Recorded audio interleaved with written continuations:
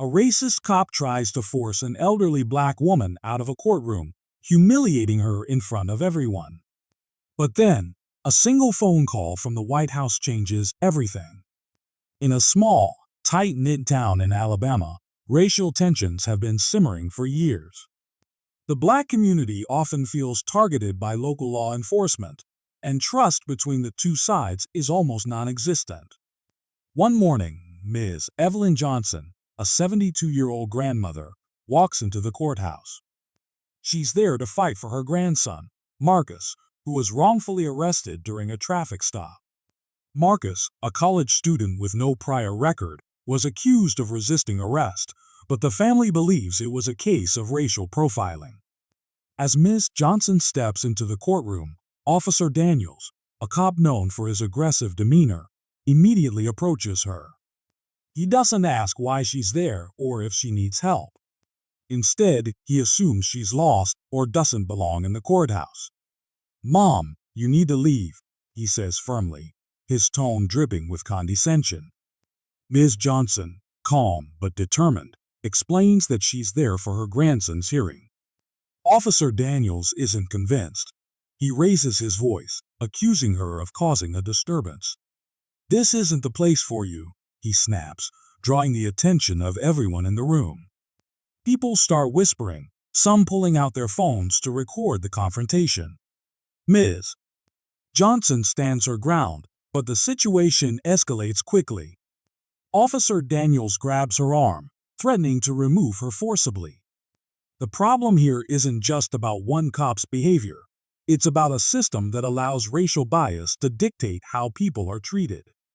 Ms. Johnson isn't just fighting for her grandson, she's up against a deeply rooted culture of discrimination. The challenge: proving that her presence, her voice, and her family's struggle matter in a place where they're often dismissed or ignored.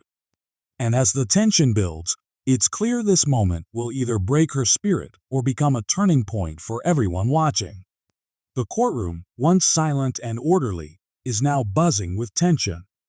Officer Daniels' grip on Ms. Johnson's arm tightens as he insists she leave, his voice growing louder with each word. "You're causing a scene," he barks, his face red with frustration. But Ms. Johnson doesn't flinch. She looks him straight in the eye and says, "I have every right to be here.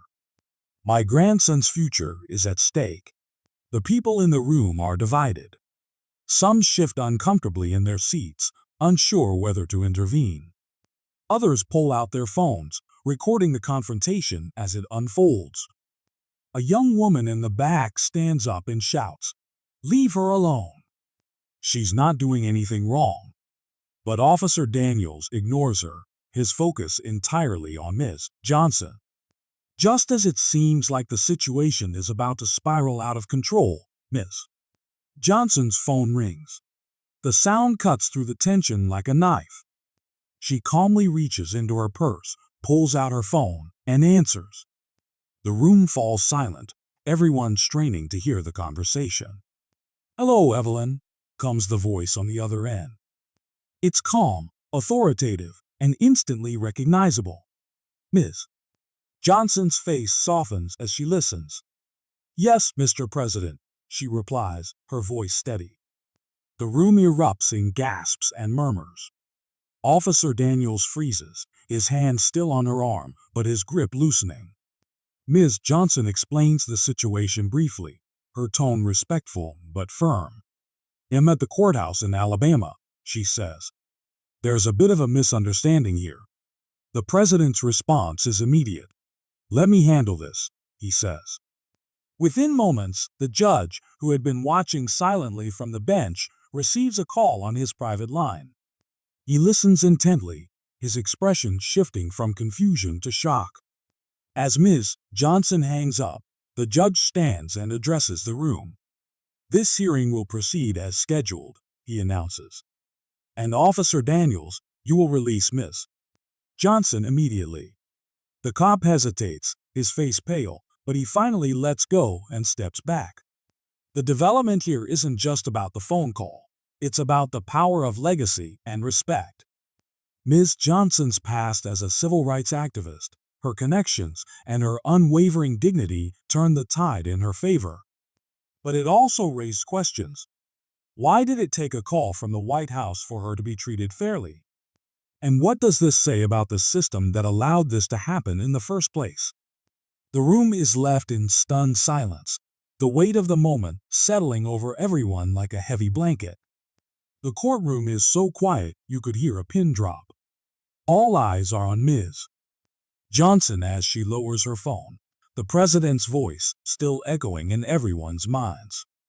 Officer Daniels stands frozen, his hand now completely off her arm, his face a mix of shock and fear. The judge, visibly shaken, clears his throat and addresses the room.